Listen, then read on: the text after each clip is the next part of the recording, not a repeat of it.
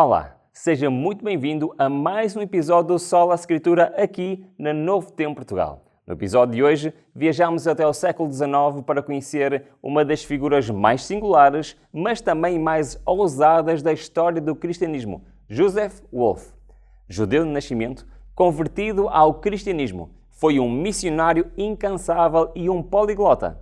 Wolff percorreu milhares de quilómetros por desertos, montanhas e atravessou impérios, movido por uma profunda convicção bíblica.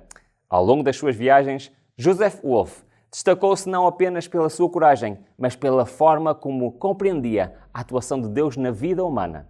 Ele acreditava que nenhuma missão poderia ser cumprida apenas pelo esforço humano, mas era o Espírito Santo quem convencia, transformava e guiava o crente na verdade. Num mundo marcado por divisões religiosas e culturais, Wolff anunciou o Evangelho a judeus, muçulmanos, cristãos, confiando que o mesmo Espírito de Deus atuava em todos os corações sinceros. A sua vida parece saída de um romance, mas foi profundamente moldada pela dependência da Palavra de Deus e pela ação do Espírito Santo. Hoje, vamos conhecer a sua história, o seu contexto e compreender melhor a doutrina do Espírito Santo, percebendo por que razão esta verdade bíblica continua tão atual e essencial para a fé cristã nos nossos dias. Este não é apenas um episódio histórico, é também um convite espiritual. Olhamos para a vida de Joseph Wolff, somos levados a refletir sobre o papel do Espírito Santo na vida cristã. Sem a sua atuação, a fé transforma-se apenas em religião. Com ele, a Palavra de Deus ganha vida, poder e direção. Fique connosco para mais um episódio da Sola Escritura aqui na Novo Tempo Portugal.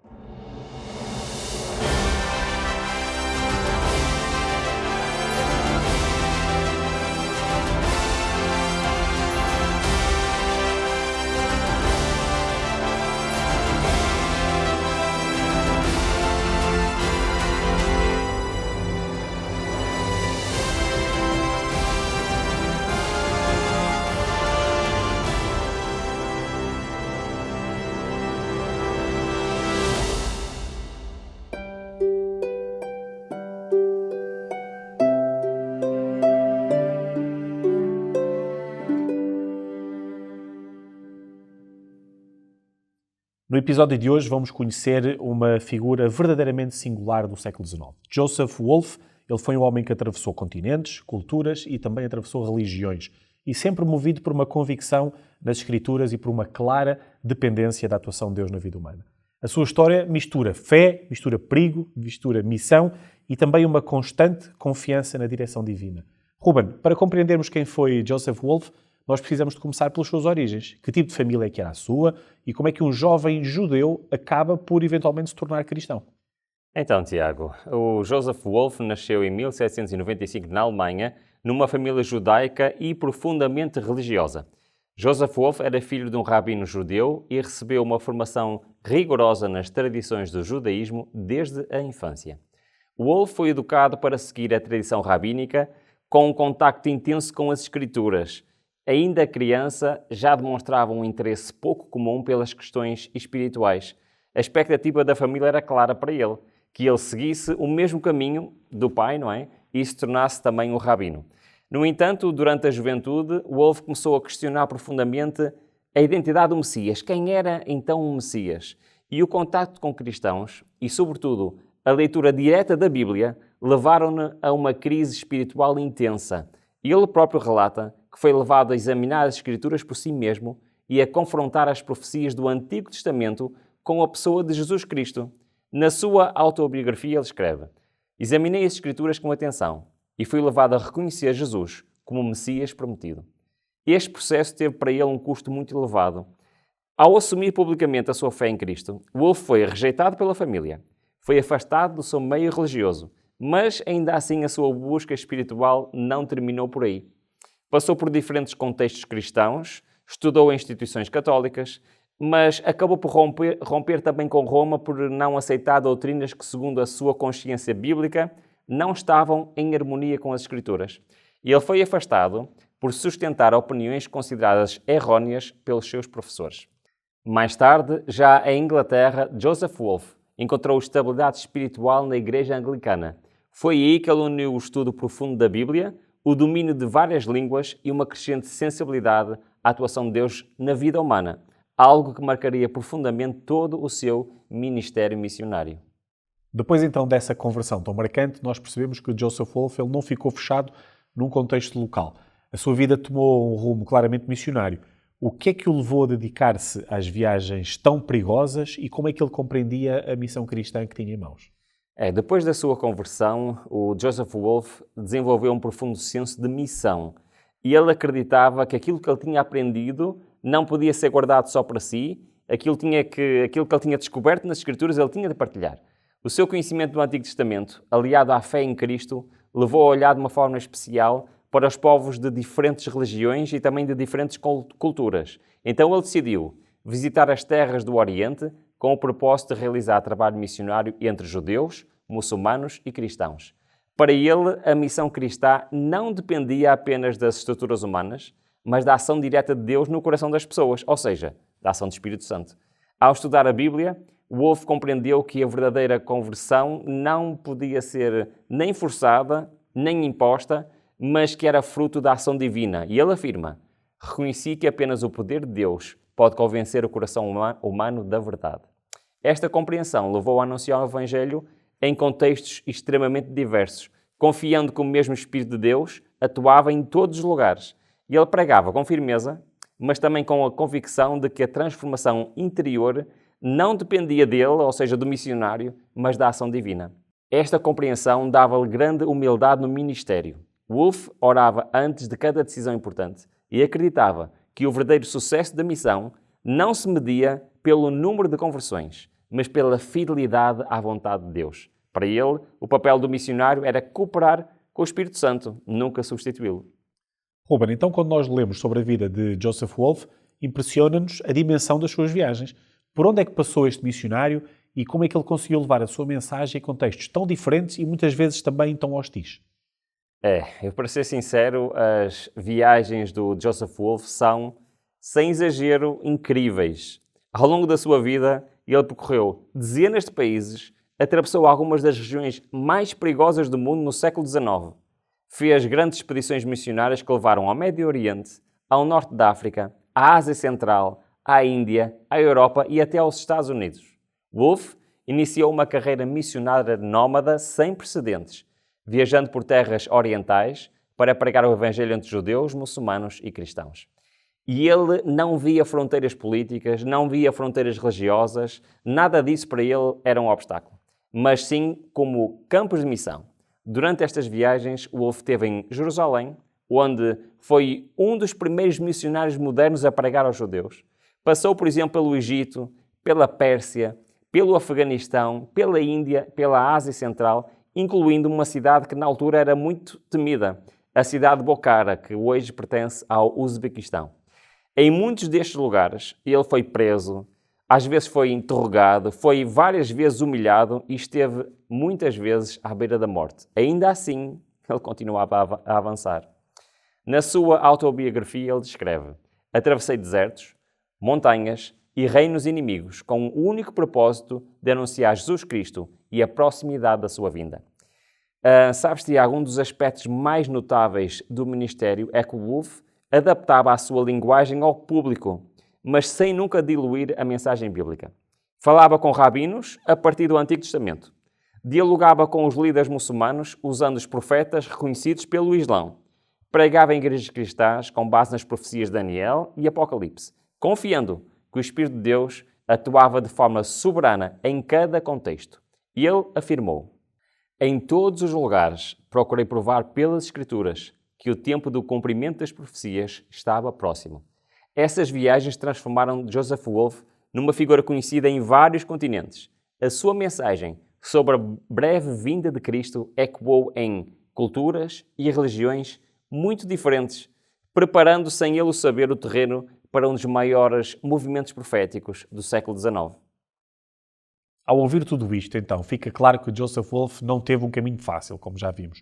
Que tipo de perigos e perseguições é que ele enfrentou ao longo das suas viagens? E já agora, como é que ele conseguiu manter-se firme apesar de tantas ameaças à sua vida? Ao longo das suas viagens, ele enfrentou perigos constantes, tanto físicos como religiosos. Em várias regiões foi visto com desconfiança, acusado de espionagem, foi várias vezes interrogado por autoridades locais e, em alguns casos, ameaçado de execução.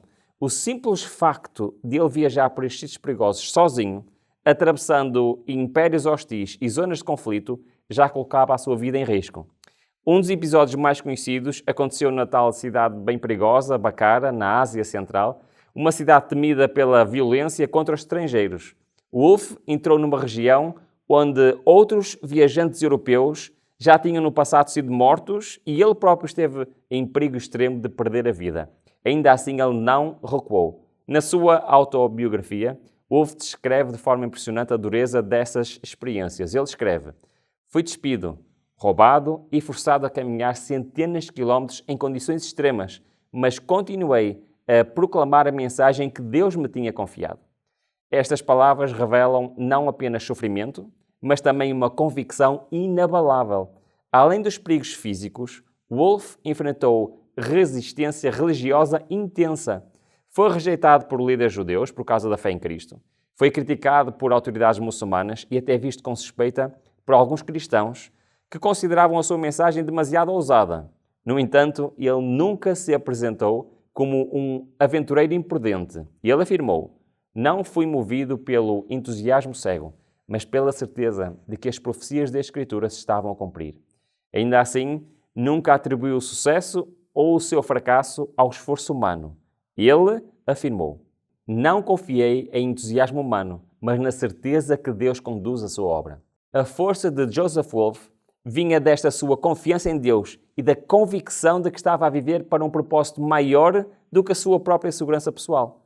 Para ele, a fidelidade à mensagem bíblica era mais importante do que a preservação da sua própria vida. E essa coragem explica por que razão conseguiu resistir onde muitos outros teriam desistido. Depois então de tudo o que viveu e anunciou, e que também já nos contaste, fica agora a pergunta final, Ruben. Qual é, afinal, o verdadeiro legado de Joseph Wolfe e porquê é que a sua história continua ainda a ser relevante para compreendermos o cristianismo e a profecia ainda hoje?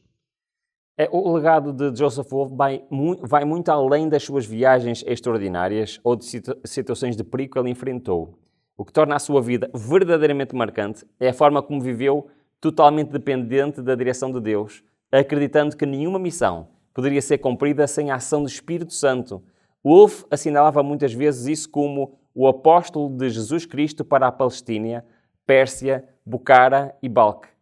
E ele via-se a si próprio como alguém chamado para levar uma mensagem urgente ao mundo. Essa autoconsciência não era orgulho, mas era um senso de missão. Na sua autobiografia, ele deixa claro que não se via como fundador do movimento, mas como um mensageiro. Wolfe escreve: "Não fui enviado para criar uma nova igreja, mas para proclamar a verdade da palavra de Deus e a proximidade da vinda do Senhor." Esta afirmação ajuda-nos a compreender porque é que a sua mensagem atravessou fronteiras religiosas sem se fixar numa estrutura institucional. Historicamente, Joseph Wolfe desempenhou um papel fundamental ao levar a esperança profética a regiões onde ela nunca tinha sido anunciada. Espiritualmente, o seu exemplo desafia-nos a olhar para as Escrituras e a viver com a consciência de que a história caminha para o seu clímax. E ele afirmou de forma simples e direta: "Creio que Deus chamou homens em diferentes partes do mundo para proclamar a mesma verdade profética." A história do Joseph Wolfe recorda-nos que Deus usa pessoas improváveis, em contextos improváveis, mas com um propósito: cumprir realmente a sua vontade. A sua vida recorda-nos que a missão cristã só é possível quando guiada pelo Espírito Santo.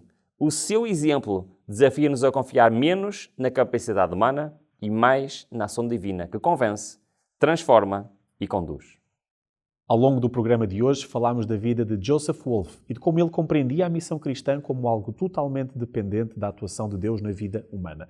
Vimos que, para ele, nenhuma obra espiritual poderia ser feita apenas com o esforço humano, mas precisava da ação do Espírito Santo. Este tema não ficou apenas no passado, ele continua a ser essencial para a vida cristã ainda hoje. Por isso, nós queremos apresentar-lhe a revista O Grande Conflito, um curso bíblico gratuito que aborda de forma clara e fundamentada na Bíblia as grandes verdades do cristianismo. O assunto que estudamos neste programa está desenvolvido no estudo 21, dedicado ao Espírito Santo. Neste estudo vai descobrir quem é o Espírito Santo, como atua na vida do crente, qual o seu papel na salvação e na missão e como é que ele transforma o caráter. Se deseja receber esta revista em sua casa, é muito simples. Basta enviar uma mensagem por SMS ou através do WhatsApp para o número 933 93 9291. Repito, 933 93 9291. É um curso bíblico totalmente gratuito, pensado para o ajudar a estudar a Bíblia com clareza, segurança e confiança nas Escrituras.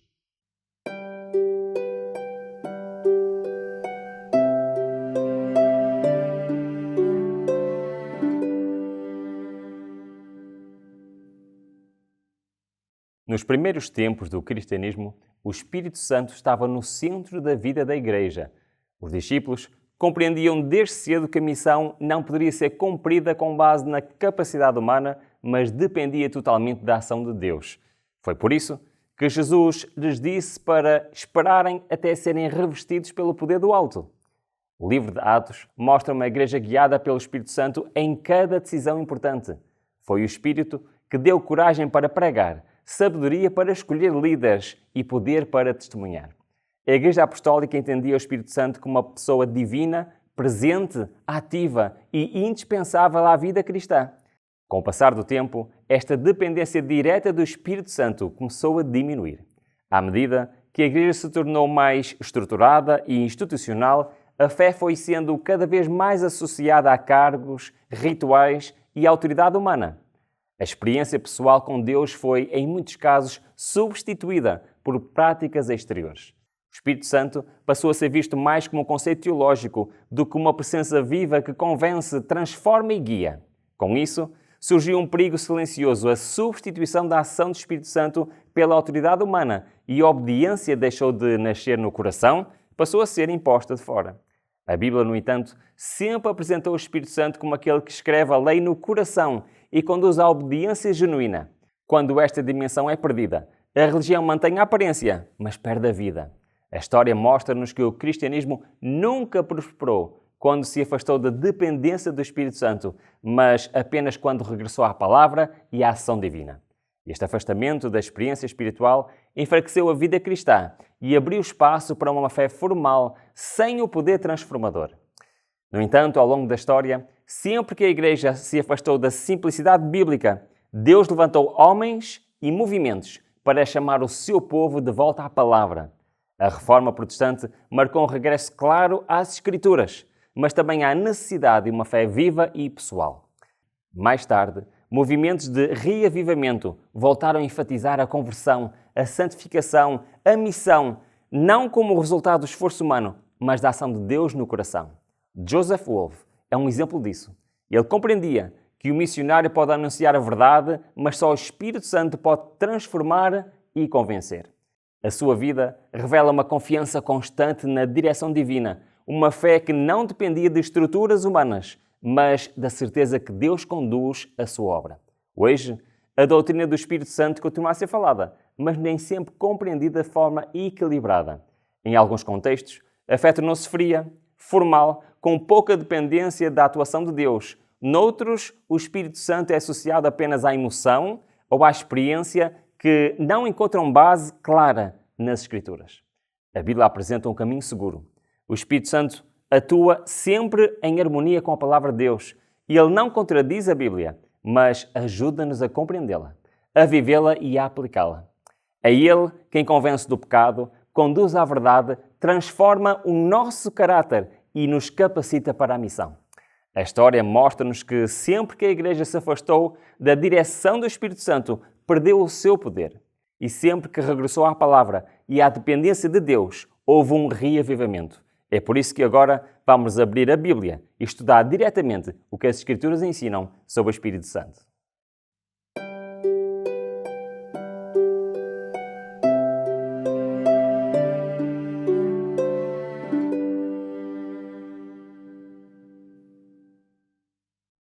Nesta parte do programa, nós vamos agora então abrir a Bíblia e vamos estudar juntos o Espírito Santo.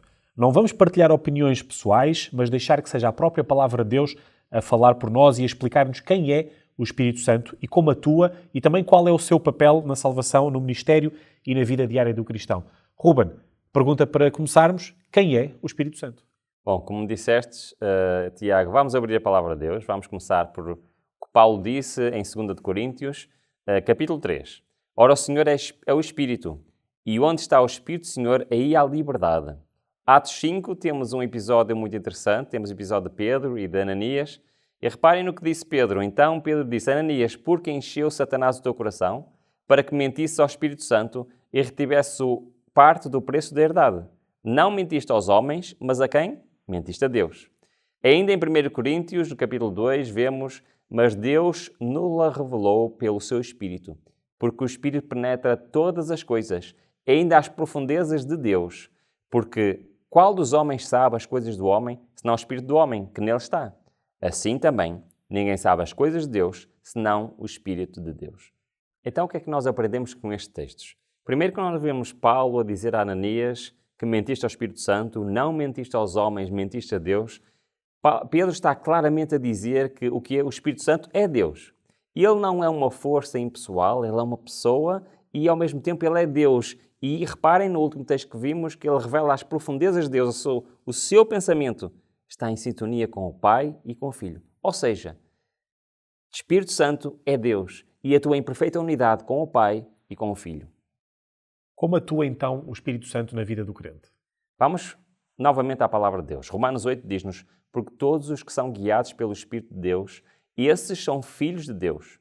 E em 1 Coríntios 6 diz-nos, ou não sabeis que o vosso corpo é o templo do Espírito Santo, que habita em vós, proveniente de Deus, e que não sois de vós mesmos? E ainda em 2 de Coríntios, capítulo 13, a graça do Senhor Jesus Cristo, e o amor de Deus e a comunhão do Espírito Santo seja com todos vós. Amém. Então nós vemos aqui que claramente neste texto nos mostra que o Espírito Santo tem uma função de guiar o ser humano. Mas mais, não só é um guia exterior, mas ele quer ser um guia interior. Ele quer habitar no crente, quer habitar em cada um de nós, assim como Joseph Wolff acreditava que pelo poder do Espírito Santo ele podia ser missionário e o poder do Espírito Santo podia levar os outros à conversão. Essas são as funções do Espírito Santo. O Espírito Santo é que produz comunhão com Deus e ele atua de forma contínua e de forma pessoal em cada um de nós. Ruben, qual é então o papel que desempenha o Espírito Santo na salvação? Vamos ler Efésios, capítulo 1, versículo 13 e 14, que nos diz, em quem também vós estáis, depois que ouviste a palavra da verdade, o evangelho da vossa salvação, e tendo nele também crido, foste selados com o Espírito Santo da promessa, o qual é o penhor da vossa herança, para a redenção da possessão de Deus, para louvor da sua glória. Reparem que este versículo está-nos a falar de quê? Estamos a falar do Espírito Santo a selar, está-nos a falar em possessão de Deus, ou seja, quando o Espírito Santo habita no ser humano, esse ser humano é selado pelo Espírito Santo. Este selamento é a ação do Espírito Santo em nós. Ele garante a redenção, ele dá segurança à nossa salvação e confirma a presença de Deus na nossa vida. Como é que o Espírito Santo capacita a Igreja para o ministério? Vamos a Atos capítulo 1, que diz, mas recebereis a virtude do Espírito Santo, que há de vir sobre vós, e ser-me-eis testemunha tanto em Jerusalém, como em toda a Judeia e Samaria, e até aos confins da terra. Também em 1 Coríntios 12 diz, ora há diversidade de dons, mas o Espírito é o mesmo. Mas a manifestação do Espírito é dada a cada um para o que for útil. Então nós vemos aqui mais funções do Espírito Santo. Vemos que realmente o Espírito Santo é que concede poder ao ser humano para nos tornar-nos testemunhas, para sermos verdadeiros missionários. Também ele distribui dons espirituais à Igreja. A cada um dá os dons de acordo com a sua vontade, para fortificar e unir a sua Igreja. Ele nos capacita então para testemunhar e ele desta forma também é aquele que deve sustentar a missão da Igreja, de levar o Evangelho ao mundo. Ruben, tu acabaste de nos dizer que o Espírito Santo concede, distribui, capacita, sustenta. A pergunta que te faço é, podemos nós então resistir ao Espírito Santo mesmo tendo tanto poder? É uma excelente pergunta. E vamos mais uma vez ao Novo Testamento, a Atos capítulo 7, reparem o que diz. Homens de dura cerviz e incircuncisos de coração e ouvidos, vós sempre resistis ao Espírito Santo, assim como vossos pais, também vós. Também em Efésios 4 nos diz, e não entristeçais o Espírito Santo de Deus, no qual estáis selados para o dia da redenção. E ainda em 1 Tessalonicenses 5, onde diz, não extingais o Espírito. Ou seja, sim, respondendo diretamente à tua pergunta, o Espírito Santo tem um plano para a nossa vida, que é realmente trabalhar connosco, quer habitar em nós, mas ele pode, de facto, ser resistido por nós. E, claro que o pecado, o nosso afastamento, entristece a sua ação e afasta o Espírito Santo de nós. A desobediência apaga a sensibilidade espiritual. E Deus respeita a nossa liberdade, ou seja, se nós realmente queremos viver uma vida de pecado, então Deus respeita a nossa decisão e o Espírito Santo se afasta de nós e não pode atuar na nossa vida. Chegamos assim ao fim do nosso estudo bíblico de hoje. Vimos quem é o Espírito Santo, como é que ele atua na vida do crente, qual é o seu papel na salvação e na missão, e também que podemos escolher, resistir ou permitir a sua ação. Esta decisão é pessoal e diária. Ruben, tens mais alguma coisa para acrescentar? O Espírito Santo continua a trabalhar hoje, chamando, convencendo e transformando vidas. A pergunta que fica é simples e direta. Está a permitir que o Espírito Santo molde o seu caráter, fortaleça a sua fé e guie os seus passos? Deus convida-o hoje a abrir o coração e entregar-se à sua direção. Quando permitimos que o Espírito Santo atue livremente, a nossa vida é transformada e o nosso testemunho torna-se vivo e real. O Espírito Santo continua a falar hoje, de forma discreta, mas firme. Ele não força, não impõe, mas convida. A maior decisão espiritual que podemos tomar é permitir que Deus conduza a nossa vida, dia após dia. Obrigado por ter estado connosco em mais um episódio do Sola Escritura, aqui na Novo Tempo Portugal.